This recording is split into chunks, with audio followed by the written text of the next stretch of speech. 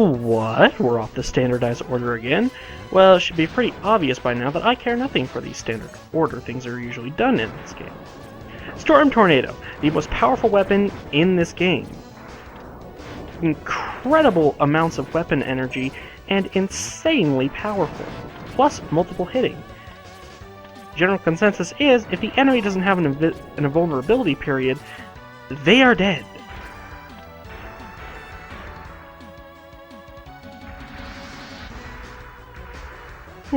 Falling rocks. Well, I'll be. Oh, and a giant green guy. Who has a very specific hitbox.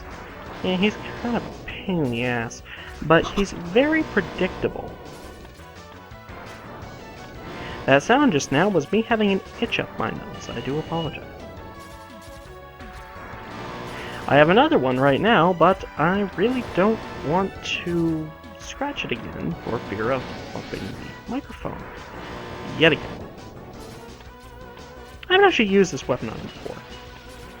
It doesn't really seem to do much. Oh well, now he's smoking. But I think a lot of that was from my Storm Tornado. Like I said, it is abysmally powerful. This guy is basically a boss. In fact, I think he takes more hits than the actual boss of this area. So, yeah, I call him the Juggernaut. Maybe Green Juggernaut if I'm feeling... If I feel like adding adjectives, I guess. I couldn't... Oh, hey, look at that. See, guys? Use your special weapons. They are your friends. And so is this capsule. This capsule contains a new type of body armor. It will reduce damage to your systems by 50%. Yeah, that's how I like my capsule explanations. Short, sweet, and to the point. It's also how I like my capsules. Nice and damage reducing. Oh yeah. Screen, you wanna... Okay, there we go. One thing I did actually neglect in the last video, there is another use for the helmet upgrade. If you didn't beat that big green guy, there would be rocks falling while you're traversing through this cave, which can be really fun to mess around with, make little houses out of them. Maybe I'll show it off in a bonus video. But if you have the helmet upgrade, you won't take damage from them landing on your head. So it does come with some advantages that I just plain forgot about last video. God, I love Storm Tornado. I already had a boomerang, whatever it was. Oh yeah, I already forgot the name of that weapon. I don't particularly care for it. Ooh, I want that. Oh right, I didn't exactly explain what the sub-tank we picked up back in Storm Eagle stage was. Basically, that stores the extra life energy you pick up, and you can retrieve it at your leisure. Let's actually see. Ooh, my severed head's on the ground. How nice. Let's see how much energy I have. I only have a little. I'm glad that didn't accidentally use it. Oh hey, look, a ride armor. I didn't show this off in Chill Penguin, so I'll show it off briefly here. You can punch things with it. Yeah, it's not that fun. Oh, hey, look, here's another guy with it. And he's dead. And I'm bored of this thing already. I'm not a big fan of the ride armor. They're just not as fun to play as normal X. I mean, yeah, sure, they're powerful, but... You can also destroy people who are getting into ride armors and then take it. That's a nice little detail. Unfortunately, we cannot fight the boss in the ride armor. Such a shame. Alright, I should probably scratch that itch now. Ah, that's the stuff. My apologies if that grossed anyone out.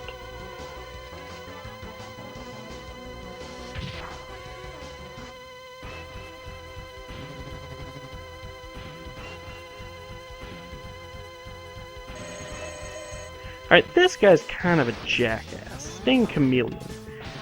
I usually have a lot of trouble fighting him Buster only. Even if I wanted to, his weakness is Boomer Quanger's weapon, which, surprise surprise, I don't have any energy for that.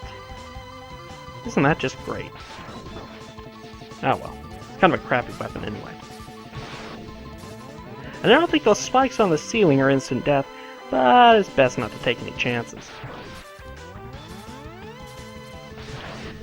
If you're fighting this guy Buster only, I do highly recommend the armor upgrade. As Dr. Light said, it will reduce our incoming damage by a substantial amount. Even if you're not fighting this guy Buster only, I still recommend it because it is awesome. It's probably the best power-up in the game. Well, actually, the power-ups in this game, aside from the helmet, are pretty damn solid. And the helmet's pretty solid in another sense of the word. I mean, we've got armor that reduces all damage we take by 50%, and we have boots that give us arguably the best ability in the franchise. And, oh geez, do I really want to use a full sub-tank? I'd rather not die. Yeah, some people may view it as cheating to use a sub-tank, but fuck you. I can do this without one. I just don't feel like dying. I mean, come on. He's right there. His health is right there. So I just kill him and get it over with.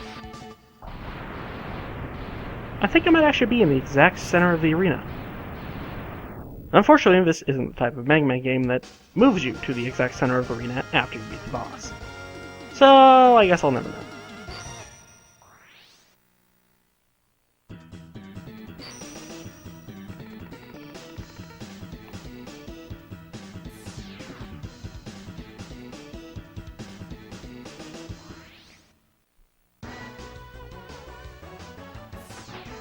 If you come back here after beating a certain life-draining octopus, you'll find that the place is, mysteriously, flooded with water. Don't know how they worked that out, but yeah, okay, I'll buy it. Doesn't really make a lot of sense, but well, I guess we can let it slide. We slid right down. And that gets you a heart tank. That's nice. One more thing I do want to show before we end this. I want to show what happens down here if you don't beat that guy. I'll let one of these hit me in the head. Oh, come on, hit me in the head. Come on. Come on, do it, pansy. You people are worthless.